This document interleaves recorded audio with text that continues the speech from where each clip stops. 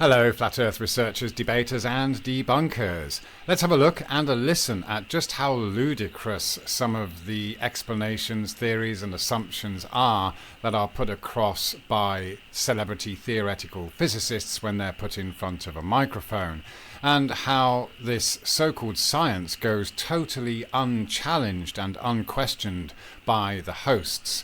In this case, it's Mr. Rogan, who may have in the past questioned what was being said to him here, but as he's become more and more mainstream, we can see that he's in fact instigating these kinds of conversations which are putting crazy ideas into the human consciousness, while of course assuming without question that we live on the outside of a spinning globe, something that's really scientifically impossible and has never been scientifically proven. It's all just theories and models and a lot of explanations to cover up, I would say, some of the things that haven't been done in the name of science or haven't been accomplished. So you have here 4 short clips that are basically taken from the same segment of an interview between Rogan and Cox, in which they're talking about the origins of octopi. And you can see here from the titles, octopus not from Earth, octopus not from Earth again, are octopuses alien creatures, and octopuses not from Earth. Okay, they're all kind of promoting this alien agenda and just assuming that our origins on this Earth, or life's origins, are from somewhere else in outer space. And it's all just theories and nonsense, really. And in the past, someone like Rogan, before he went mainstream, probably would have questioned the silly stuff that he's being told here. But in this case, he seems to actually set the whole thing up. And in some ways, Mr. Cox is slightly pragmatic, but you'll also see that he has to be very naive, and we also have to be naive if we just blindly believe the things that are being said here, these outrageous claims. So we've got 4 shorts comprising a section of the same interview, and they've been chopped up in different ways. I don't know if it's from the same team. It probably is, but they some of them have some information in, and others have information omitted from that. They've just been put together in different ways. So we'll have a look at this one on the left here, and so I'll let it play through and then come back to kind of study what's actually being said and discuss all the assumptions that are being made and the way this narrative is being infused into the human consciousness. There was a group of scientists that were speculating that it's possible that octopi had come from somewhere else. Some frozen eggs had actually come from somewhere else and landed on Earth. And these were like legitimate scientists who were contemplating it, not morons. So panspermia doesn't have to be unlikely. Right. I mean, for example, you might have Sure. seen the other day we found an Earth rock on the moon. Yes. Well, it's back Yeah. on Earth now because the Apollo Right. astronauts brought it back, didn't they? It's 4 billion years old or something like that. One of the oldest rocks ever found. Yeah, so we know that material gets transferred between planets. And so it's not inconceivable that microbes could survive that journey. We know that microbes can survive in space, for example. So that isn't mad. But with the octopus, I hadn't heard that. But the thing is that the octopus is still extremely similar biologically to us. I mean, the differences are negligible. So it's still got the same energy system with this thing called ATP and DNA and all that stuff. It's all very similar. Yeah, so Although so alien as well. they're not, though. You know, that's the thing about an octopus. That's why I'm surprised about it, because they're not that alien. They're very similar.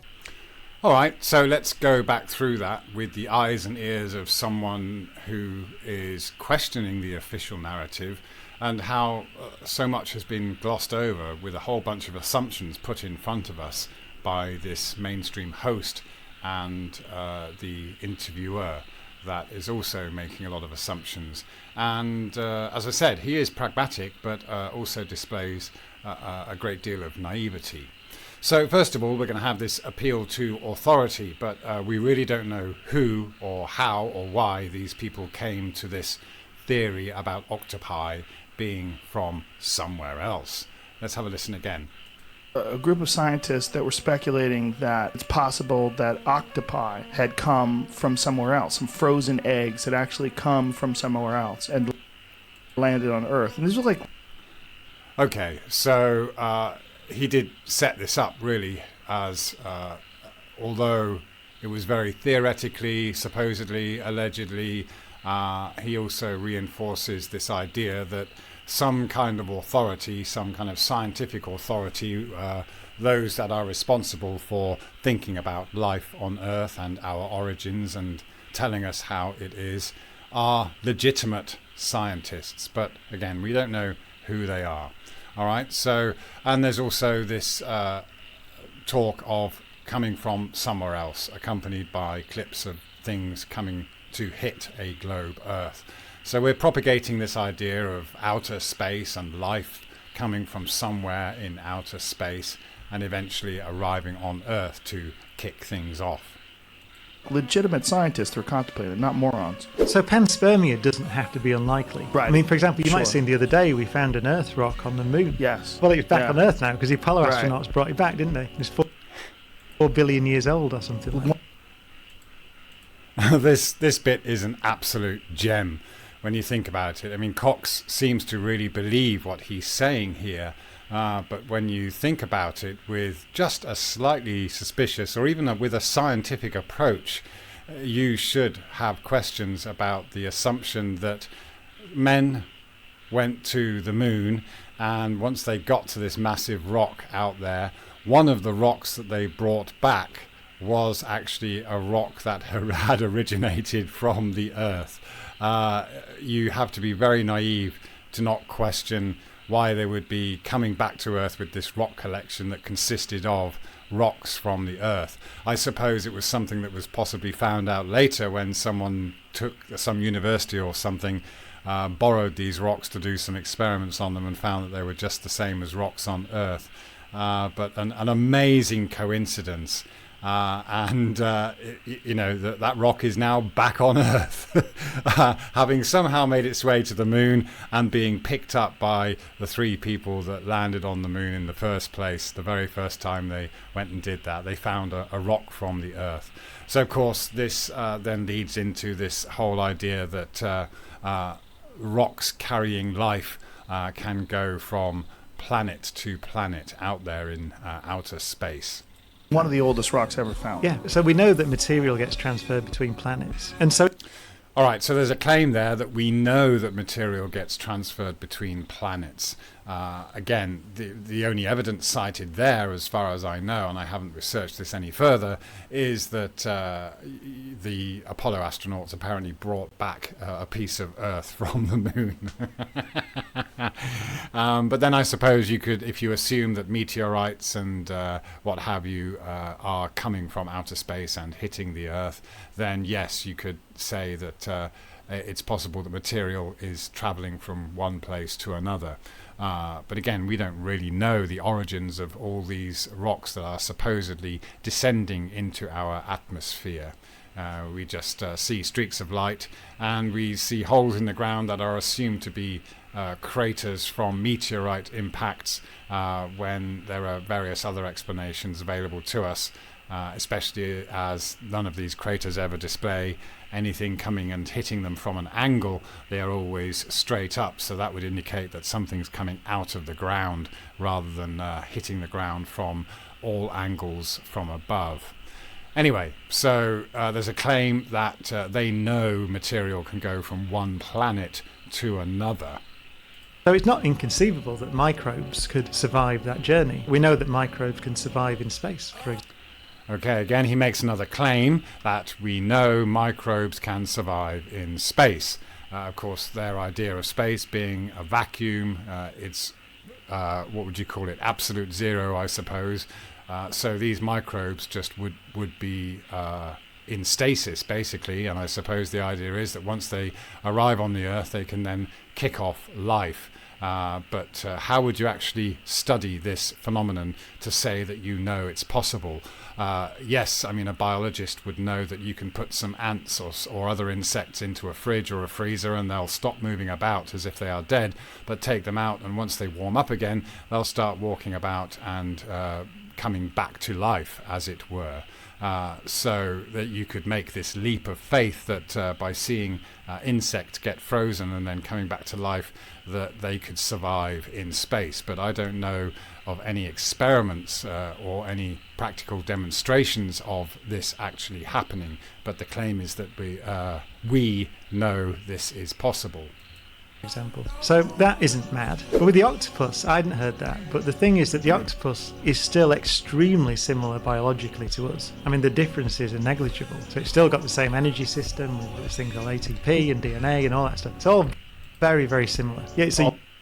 So fair shout to Cox in that respect. He's being pragmatic, and he's not towing the line there of octopi originating from outer space, although we had this display of naivety that people went to the moon and brought back a rock from Earth that had somehow previously made its way to the moon some 4 billion years ago. But in this case, he's being pragmatic, but you'll see now that Rogan tries to push this alien agenda idea through the conversation. Although so alien as well. They're not, though. That's... And again, Cox doesn't necessarily take that bait. Rogan's tried to say that octopi are from outer space, basically, pushing that alien agenda, and Cox is not necessarily going along with that there. That's the thing about an octopus. That's why I'm surprised about it, because they're not that alien. They're very similar. So there you go. It's just an example of how these things can be put into our consciousness because someone's having a conversation, even if it's set up as a theory by certain scientists that we don't really have names for or any other information about. And it's all theoretical and supposedly and allegedly, and it's possible and could be, but there's all these factoids thrown in there as well. We know this, we know that. But really, when you think about it, all they know is what they are being told. And Rogan's being told, I'm sure, to prop up this agenda. And Brian Cox is being told to just be himself, I suppose, because he has that innate belief and faith in things like the moon landings. And so he doesn't have that desire to question it. And so he is allowed then to become one of these scientists that puts across all this information that isn't questioned in the way science should be questioned. But in just these short clips, you can see all the hallmarks of a religious cult promoting its beliefs, and it's being done on a massive scale, with these shorts being disseminated and gobbled up by the masses. Because it's just the same as any other religion, where we have a creation story, but it's very vague. It's vague enough that you can just apply your own God. It doesn't matter if you have another spiritual religion. You can adapt to this scientism creation story as well, in which the material world came first, apparently for no particular reason, and life, intelligent life, somehow evolved over time. And all of that was a random chance. It was a complete accident. And of course you could call it God's will if you like. So it doesn't really matter. You can still believe this heliocentric model and apply your own God. But the idea is that life on Earth was an accident. There was nothing deliberate about it. And that, of course, renders us helpless and kind of lost. We don't have the knowledge of our origins. We don't know where we come from, so there's this thirst for this knowledge in the material world to find that, and then we can save ourselves. In order to do that, we have to believe in this hierarchy of authority who possesses the secret knowledge. These are, in a religion, they are the priests and prophets, old and new, and in scientism it's the mythical scientists and the mathematicians of old that maybe existed, or we're told existed around the same time that Jesus was walking the earth, for example. And then we have modern day mathematicians and physicists, theoretical ones mainly, propping it up in the modern day. And those people have to have a faith in the physically impossible. Getting to the moon is physically impossible. So we have to believe in miracles, such as men landing on the moon and miraculously discovering Earth's oldest rock up there when they landed on this surface. So it's a ridiculous story to prop up this belief that the physicists had it right about the heliocentric model and the way mass works and gravity works. It just kind of solidifies this scientific foundation for the religion of scientism. But then we also have the doomsday scenario, the apocalypse that could happen at any time, and we're all killed off by a random act of God, which could be a meteor crashing to Earth or aliens taking over our puny planet. And of course, in order to be saved from this scenario, we need knowledge. And in this case, it's scientific knowledge, not spiritual wisdom, but we need the science to save ourselves. So you have to believe the words of your God's selected representatives, whether they are from a spiritual-based religion or they are from the religion of scientism. You have to believe that they hold the secrets to your salvation. And if we're talking about the origins of life on Earth and in fact where we are and what the Earth is, then it's still very much open to question and scientific inquiry. But these two guys here think it's all a done deal, and Rogan wants to take us even further away from the Earth into this outer space alien agenda idea. So, you know, they're fun to watch, but they have different impacts on different people depending on how awake or asleep these people are. And for the most part, a lot of this information is just being put out there, and it's not being checked or questioned or challenged in any way whatsoever. It's being passed off as absolute fact. It's a done deal. So with all of this, when anyone's going mainstream on these mainstream channels, you have to use your discernment. If a certain narrative is being repeatedly put out there and chopped up and reproduced and splurged out in all sorts of different formats, then you can be assured that there's an agenda behind it, whereas questioning these things is given a back seat and rarely see the light of day.